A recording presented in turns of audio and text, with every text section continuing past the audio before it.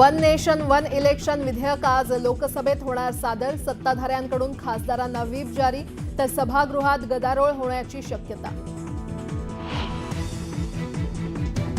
विधिमंडळाच्या हिवाळी अधिवेशनाचा आज दुसरा दिवस। बीड आणि परभणीच्या मुद्द्यावरून चर्चा होण्याची शक्यता।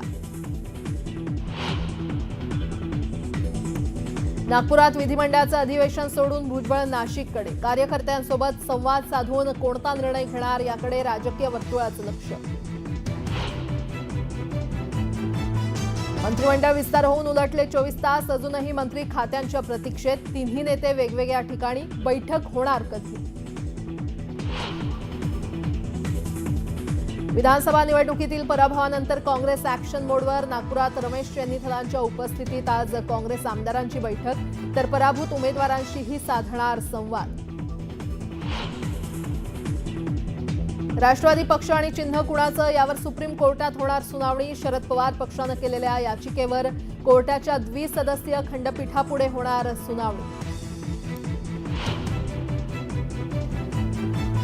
मनोज जरांगे पाटील पुन्हा मैदानात। आज सामूहिक आमरण उपोषणाच्या तारखेची करणार घोषणा। अंतरवाली सराटीत होणार महत्त्वपूर्ण बैठक।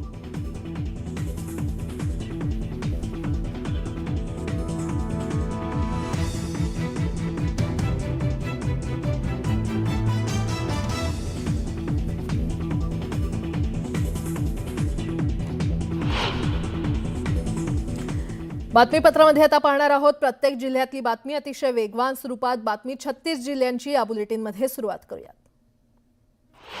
राज्य मंत्रिमंडळाचा विस्तार पार पडून 24 तास उलटून गेले आहेत, मात्र अद्यापही खातेवाटपाचा काहीच पत्ता नाहीये। महायुतीच्या प्रमुख नेत्यांची बैठक होणं अपेक्षित होतं, मात्र अद्यापही बैठक झालेली नाहीये आणि त्यामुळे सर्व मंत्री शपथ घेऊनही बिनखात्याचेच आहेत।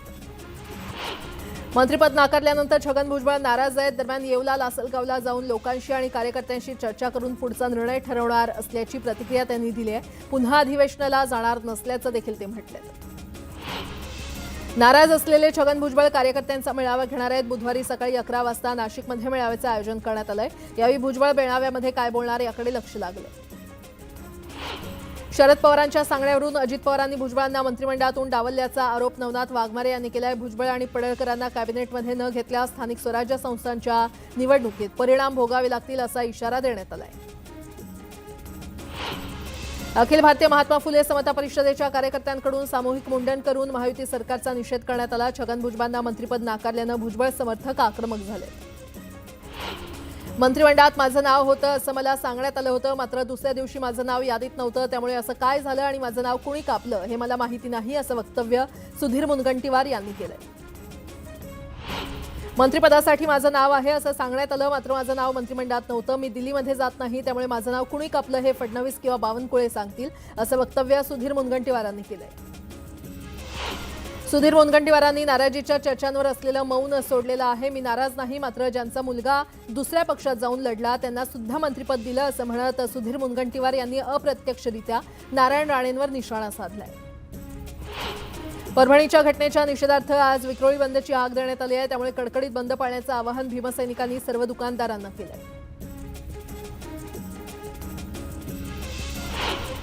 संतोष देशमुखांच्या हत्या प्रकरणातील मारेकऱ्यांना अटक करून फाशीची शिक्षा द्यावी अशी मागणी बीडचे खासदार बजरंग सोनावणेंनी लोकसभेत केली। बजरंग सोनावणे म्हणाले की बीड जिल्ह्यामध्ये कायदा आणि सुव्यवस्था राहिली नाही।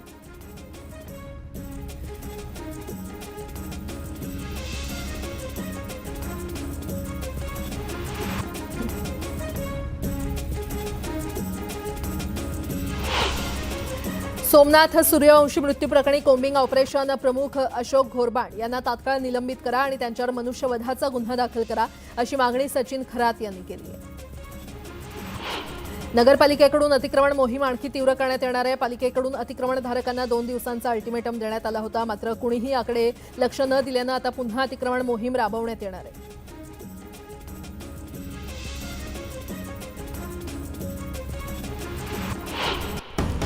आता सोलापुरातून एक मोठी बातमी समोर येते। सोलापुरात अज्ञात व्यक्तींकडून बस डेपोतील एसटी जाळण्यात आलेली आहे। एसटी डेपोमध्ये लावलेली शिवशाही बस पेटवून दिल्याची घटना समोर येते। परभणी घटनेच्या पार्श्वभूमीवर कालपासून सोलापुरात 3 बसेसच्या काचा फोडल्यात, तर एक बस पेटवल्याचं पाहायला मिळतंय। मध्यरात्री 1 ते 2च्या सुमारास बस पेटवून देण्याची घटना घडली आहे, तर काल सायंकाळच्या सुमारास 3 बसेसच्या काचा देखील फोडण्यात आल्या होत्या।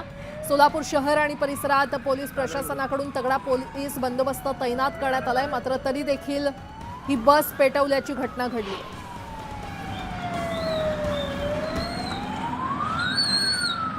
अधिक माहिती देत आहेत आमचे प्रतिनिधी प्रीतम पंडित आपल्यासोबत जोडले गेलेले आहेत। प्रीतम, प्राजक्ता पाहायला गेलं तर परभणी येथील घटनेच्या पार्श्वभूमीवर कालपासूनच निदर्शने आंदोलन सोलापुरात केली जात आहेत। मात्र काल 4 वाजल्यापासून सोलापुरातून ज्या बाहेर निघणाऱ्या गाड्या आहेत त्यामध्ये पाहायला गेलं तर सम्राट चौक असेल किंवा डीमार्ट परिसर असेल या ठिकाणी 2 गाड्या डीमार्ट परिसरात फोडण्यात आल्या, म्हणजे दगडफेक करण्यात आली। तर दुसरीकडे एका गाडीवर सम्राट चौकात एसटीवर दगडफेक करण्यात आलेली होती, त्यामुळे पोलिसांनी त्या ठिकाणी बंदोबस्त लावण्यात आलेला होता।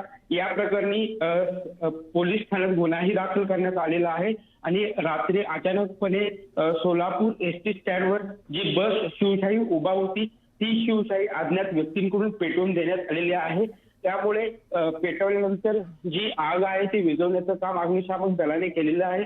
असं असलं तरी परभणी घटनेच्या पार्श्वभूमीवर सोलापुरात कुठेतरी आता हिंसक वळण लागताना आपल्याला दिसत आहे। त्यामुळे आता पोलिसांचा सोलापूर जे बस सेवा आहे ती सुरळीत चालू राहावी यासाठी आता मोठा पोलीस बंदोबस्त ठेवण्यात आलेला आहे। त्यामुळे कुठेतरी सोलापुरातील जी बस सेवा आहे ती विस्कळीत करण्याच्या उद्दिष्टाने असेल किंवा कुठेतरी एसटी बस सेवा थांबवण्याच्या उद्दिष्टाने असेल ह्या घटना घडत आहेत का, अशी चर्चा सध्या तरी सोलापूर शहरात होताना दिसत आहे। प्रीतम, धन्यवाद या सविस्तर माहितीसाठी। नागपुरात विधिमंडळाचं अधिवेशन सोडून भुजबळ नाशिककडे रवाना झालेत। आज ते कार्यकर्त्यांसोबत संवाद साधणार आहेत, तर ते कार्यकर्त्यांच्या भेटीगाठी देखील घेणार आहेत। कार्यकर्त्यांसोबत संवाद साधून ते कोणता निर्णय घेणार याकडे आता राजकीय वर्तुळाचं लक्ष लागलंय। येवला लासलगावला जाईन, कार्यकर्त्यांना भेटेन, त्यांच्याशी बोलून मग कायचं ते ठरवेन, असं भुजबळ म्हणाले। मंत्रिमंडळातून डावलण्यात आल्यानं भुजबळ नाराज आहेत आणि त्यांची समजूत काढण्याचे प्रयत्न राष्ट्रवादीकडून सुरू आहेत। त्यांना राज्यसभेची ऑफर देण्यात आली आहे, पण भुजबळ राज्यसभेवर जाण्यास तयार नसल्याचं कळतंय।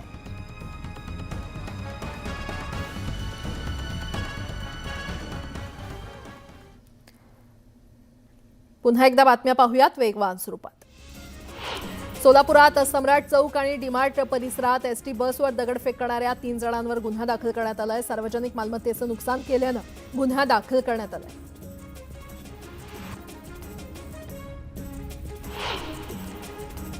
दिंडोरीचे खासदार भास्कर भगरे यांनी लोकसभेत कांद्याच्या विषयाकडे सरकारचं लक्ष वेधलं। कांद्याच्या दरात घसरण होत असल्यानं शेतकरी संकटात सापडलाय, त्यामुळे निर्यात शुल्क रद्द करण्यात यावं अशी मागणी त्यांनी केली आहे।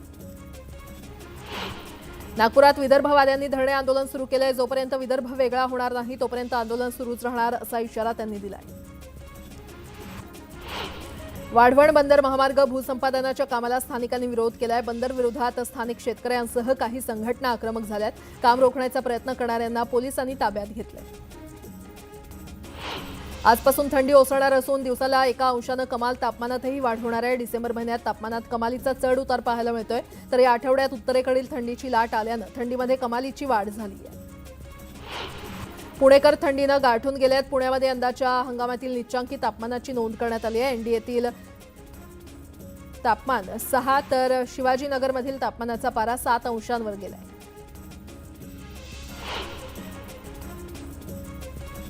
कोकणचं मिनी महाबळेश्वर अशी ओळख असलेल्या दापोलीत कडाक्याची थंडी पडली आहे। रत्नागिरी जिल्ह्यामध्ये गेल्या 2 दिवसांपासून थंडीची लाट उसळली असून किमान पारा 8 अंश सेल्सिअसपर्यंत गेलाय।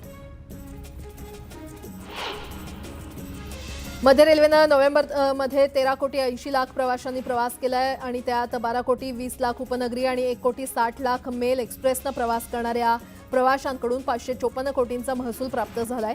यामध्ये सर्वाधिक उत्पन्न मेल एक्सप्रेसनं प्रवास करणाऱ्या प्रवाशांच्या माध्यमातून प्राप्त झालंय। सध्या मुंबई शहरांकडे मोठ्या प्रमाणात स्थलांतर सुरू आहे, त्यातून शहरांवर येणाऱ्या ताणाचं विविध स्तरावर नियोजन करण्याचे प्रयत्न होत आहेत। आता याच विषयावर सर जे वास्तुकला महाविद्यालयामध्ये मास्टर इन मेट्रोपॉलिटन आर्किटेक्चर हा अभ्यासक्रम येत्या शैक्षणिक वर्षापासून सुरू होणार आहे। अंबरनाथमध्ये खुल्या अनधिकृत जीन्स वॉश कारखाने सुरू आहेत. जीन्स वॉश कारखान्यांमुळे मोठ्या प्रमाणात जलप्रदूषण होत आहे. उल्हासनगर महापालिकेनं त्यांच्या क्षेत्रातील जीन्स कारखाने बंद करून कारवाई केली आहे. मात्र आता हे कारखाने अंबरनाथ तालुक्यात छुप्या पद्धतीनं सुरू आहेत. त्यांच्यावर आता कारवाई करण्याची मागणी होतीये. सागरी किनारपट्टीवर सोसाट्याचा वारा वाहत असल्यानं खोल समुद्रात मासेमारी करणं धोक्याचं झालंय. मतलई वाऱ्यामुळे खोल समुद्रातील मासेमारी सुमारे 50% बंद ठेवली आहे. वातावरणाच्या बदलामुळे पाण्याचा अंतर्गत प्रवाह बदलल्यानं कमी प्रमाणात मासळी मिळते. मात्र मिळणारी मासळी कमी प्रतीची मिळत असल्यानं आर्थिक गणितही कोलमडलंय. नाशिकमधील बाजार समित्यांमध्ये कांद्याच्या दरात मोठी घसरण झाली आहे. लासलगाव बाजार समितीमध्ये लाल कांदा म्हणजे खरीप हंगामात निघालेला कांदा सरासरी 3,000 ते 3,500 रुपये क्विंटल दरानं विकला जातोय. सोमवारी कांद्याचे भाव हे 1,200 ते 1,600 रुपये किलो प्रति क्विंटलद्वारे खाली आलेले आहेत. शासनाच्या MSP दरानं धानाची विक्री करण्यासाठी शेतकऱ्यांना नोंदणी करण्यासाठी मुदतवाढ देण्यात आलेली आहे. आता शेतकऱ्यांना 31 डिसेंबर 2024 पर्यंत नोंदणी करता येणार आहे. 15 डिसेंबर 2024 अखेर देशभरातील 472 साखर कारखान्यातून ऊस गाळप आणि साखर उत्पादन वेगानं सुरू असून त्यातून 720 लाख टन ऊसाचं गाळप झालंय. सरासरी 8.50% उतार्यासह एकूण साखर उत्पादन 61 लाख टन इतकं झालेलं आहे. भाज्यांच्या महागाईसह ऑक्टोबरमध्ये चलनवाढीचा दर 42.23% आणि नोव्हेंबरमध्ये 29.33% होता, जो हिवाळी हंगामात पुरवठा वाढवण्याची शक्यता असल्यामुळे कमी होण्याचा अंदाज आहे. मात्र गहू आणि खाद्यतेलाचा प्रश्न कायम असून दर वाढण्याची शक्यता आहे.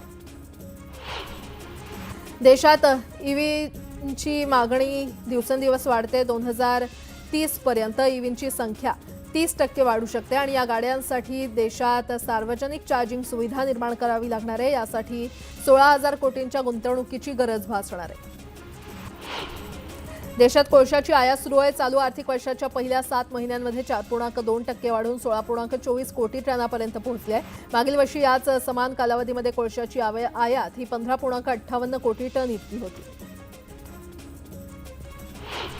पश्चिम महाराष्ट्रात केशर आंब्याचं मोठं क्षेत्र असून आंबा उत्पादनातून शेतकऱ्यांना भरघोस उत्पादन मिळावं तर उत्पादनात वाढ कशी करता येईल या हेतूनं केशर आंबा कार्यशाळेचं आयोजन करण्यात आलं होतं. यावेळी आंबा उत्पादक शेतकरी मोठ्या संख्येनं उपस्थित होते.